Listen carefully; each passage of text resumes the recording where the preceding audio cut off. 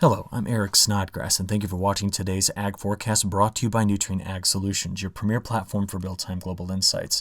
Well, the midnight shifts here from the National Weather Service out of Los Angeles and Phoenix. We're having an interesting conversation about the beginning of fall. So tomorrow we have our autumnal equinox, and we begin the season of fall.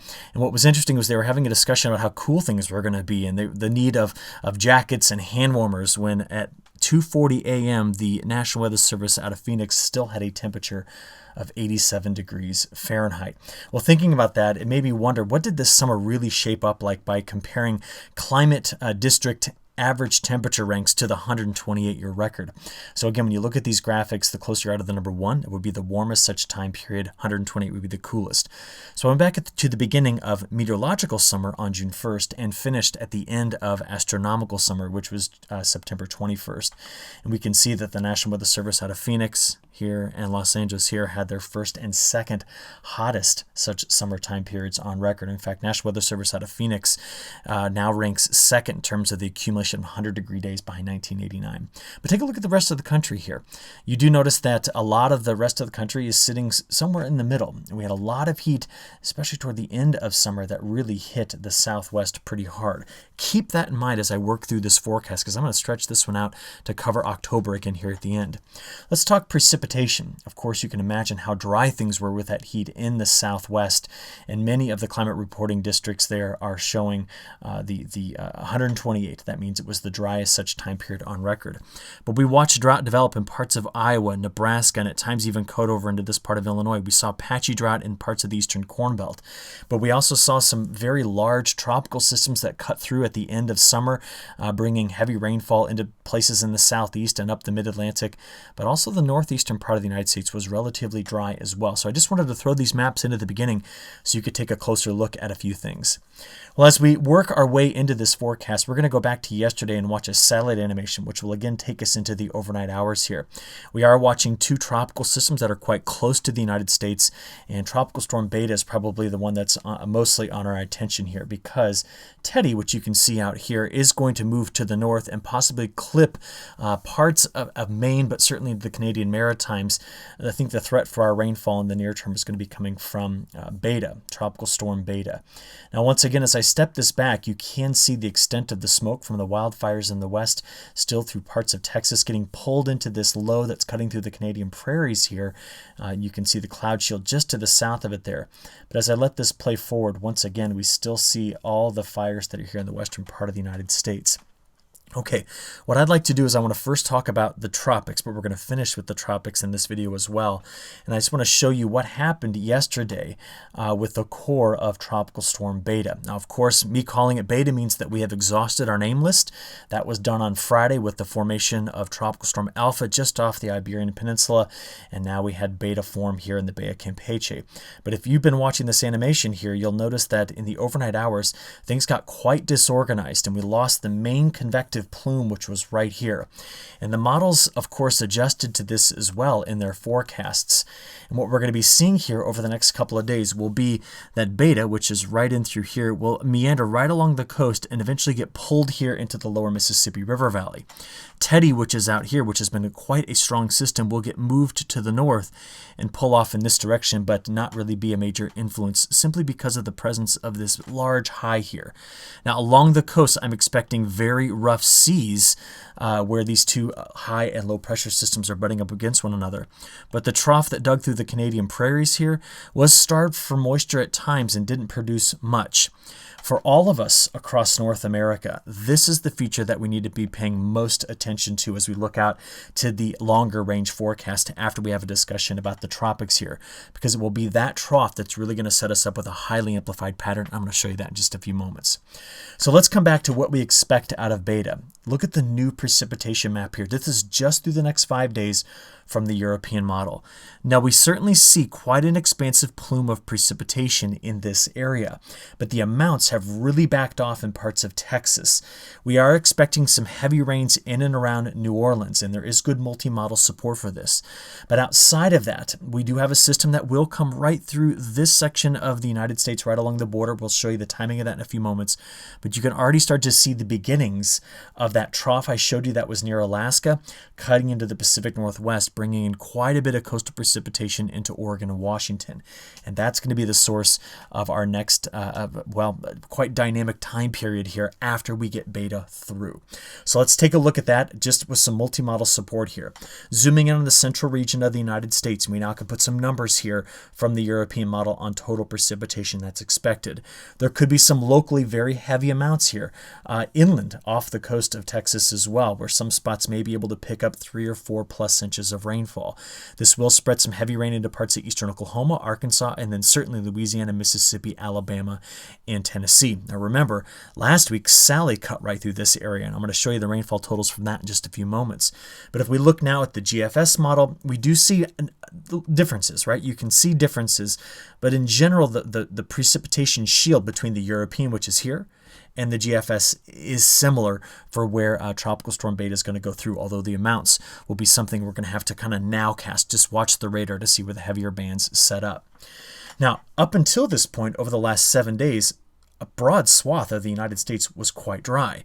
And that was because of the way that Sally, which cut right in through here, really took the moisture away from any system that cut through the midsection of the United States.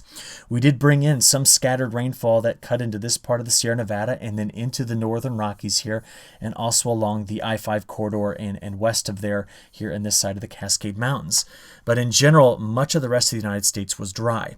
For perspective on the rainfall I just showed you, I would like to back up even farther and show you the last 2 weeks of precipitation compared to normal. And so where we're going to be bringing in some of that heavy rainfall, for example, in through this area, there are places in through here that have not had rainfall in the last 2 weeks. I'm specifically thinking about that part of Arkansas, Missouri, southern Illinois, that region.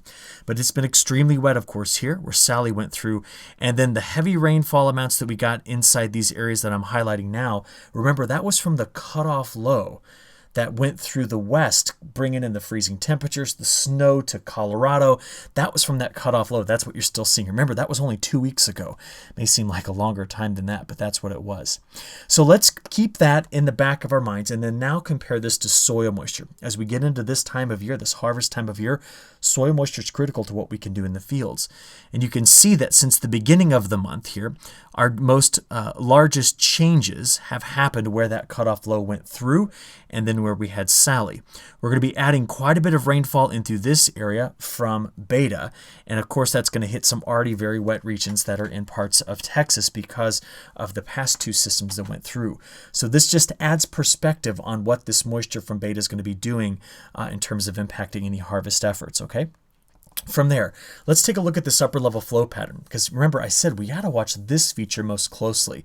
Now why I'm watching that is because of this, as we just let this play through middle of the week.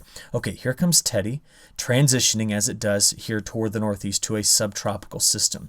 This is where we expect the mid-level flow circulation from Beta to be by the time we get out here to Tuesday night.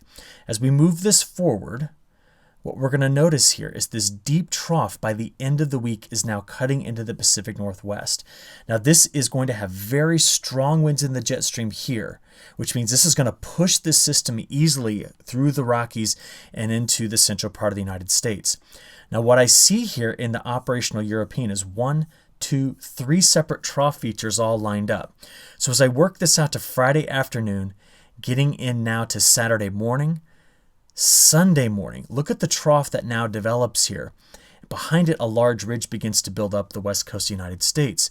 And as we play this through to early next week, the model is taking on a very highly amplified flow here with both downstream ridging and upstream ridging here on North America. And this trough that cuts in here at the very end of the month of September is going to be one that's going to increase the precipitation chances here on the eastern side of the United States, bringing drier conditions into the central plains in the west and the Canadian prairies, but a very sharp divide in our temperatures, which I'm going to show you in just a few moments here. Now, I started to look at this and go, okay, this is a single operational run from the European. Is there good support in it? So here is that time period from the ensemble, the European ensemble, and you can clearly see those same 2 ridge features and the deep trough that's going to be showing up here for the beginning of next week. And then the GFS was also in pretty good agreement at this point with with that overall pattern. So that gives me a bit more confidence as I stretch this out into a little bit longer view. Now, before we get there, take a look at what these next few weather systems do. So Teddy is here. Here is Beta, and here is that low that was cutting out and through parts of the Canadian prairies. Playing this forward, what we see here is that the scattered precip from Beta, as we work our way through the middle of this week, is going to be our more dominant precipitation region. Okay, we do have this little pulse that's coming right here through the Dakotas and Minnesota. Watch this. This again is Wednesday night, getting through the day on Thursday, some scattered rain falling through this area. But it will be at this point, Thursday, that the deeper trough is cutting into the northwest. You can see it there, while Beta is still bringing in scattered rainfall in through this area. Now, as we play this through the end of the week, this is now Friday morning, getting into Saturday morning, and now we're working out into early next week. Now, this is where the deeper trough is beginning to dig in on Sunday, and you can see the low that's forming out ahead of it.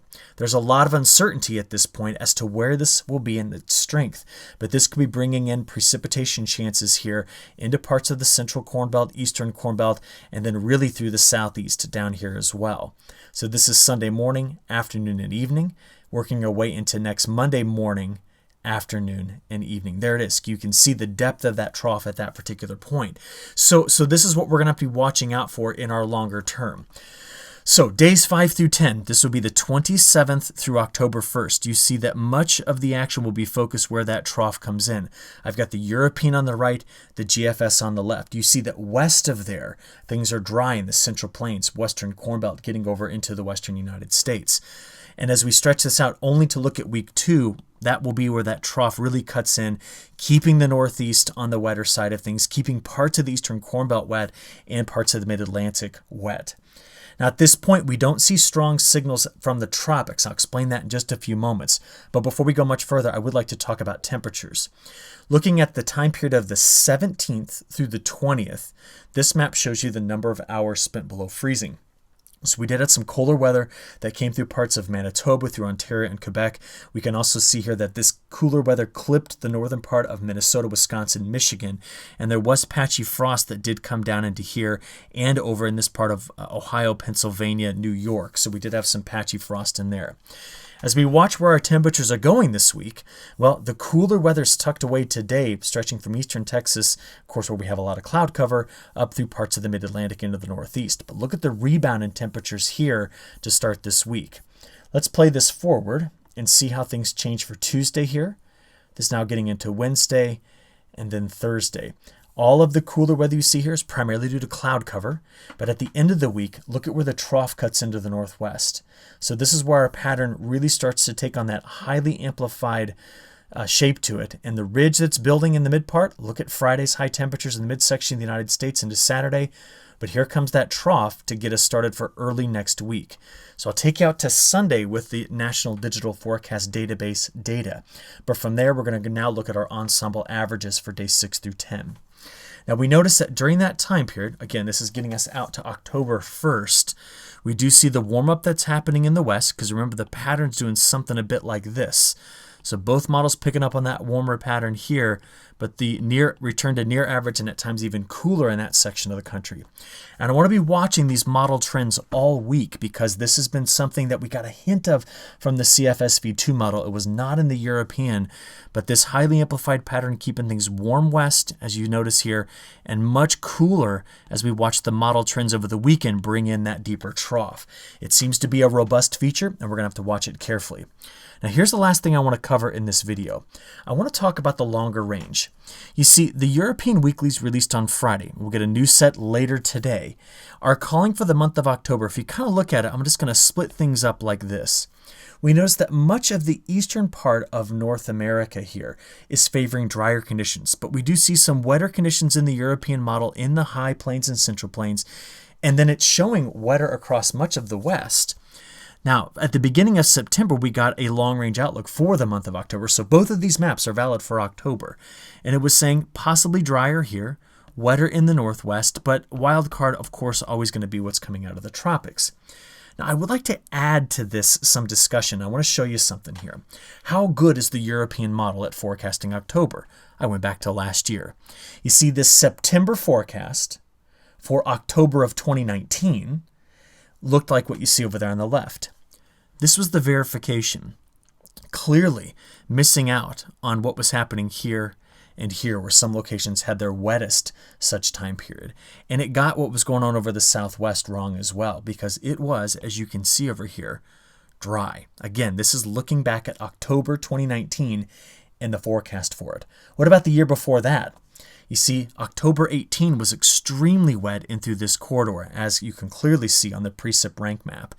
While the model did a better job at seeing that pattern, it clearly missed what came through parts of the Great Lakes states. So my point is that when we look out at these long-range forecasts, usually they have quite a bit of air in them, and we would expect that. Okay, that's how hard it is to forecast out that far. But what's different about this year? Well, this year, compare it to 18 September, 19 September. That's here and here. And I'm specifically circling for 2018 and 2019 where the El Nino, La Nina region is, because this year we have a very dominant La Nina signal, and those trade winds are quite strong. Now, why I discuss this is to bring up the beginning of a conversation we're going to finish on Wednesday, and that is when you correlate ocean temperatures indicating La Nina or El Nino with precipitation patterns, what we generally see is wetter conditions in the northwest and drier in through here when there is a La Nina. Okay, now I will be discussing later what this is going to mean for South America, but we do notice that through the next 10 days, Brazil's main growing areas are still waiting on the arrival of the monsoon. Now we know that October is their most aggressive planting month, but if they can plant early in September, they will. These other factors are the factors we're going to be discussing on our technical update that'll come out on Wednesday, okay? But from there, I do want to show you one other thing. Tropics have been very active. We've now, of course, made it 2 letters deep into the Greek alphabet. We're still watching Wilfred, which is transitioning, Beta, which will, of course, be transitioning, and Teddy moving up here toward the, I should redraw that, into this area. It looks as though, because of the position of the MJO, that we're going to be maybe over the next week or so calming things down a bit. In other words, not rapidly naming new systems. It feels like every 5 minutes across the Atlantic Ocean. There's a bit of more suppression in the upper levels of the atmosphere. Now, despite the fact we're right around the peak of the season, I think we're going to get a bit of a break in the tropics as we watch where Beta is going to go. So all of this we're going to continue to discuss throughout this week, and I hope you stay tuned at my.nutrienagsolutions.com. We'll talk to you again very soon, though. Thank you.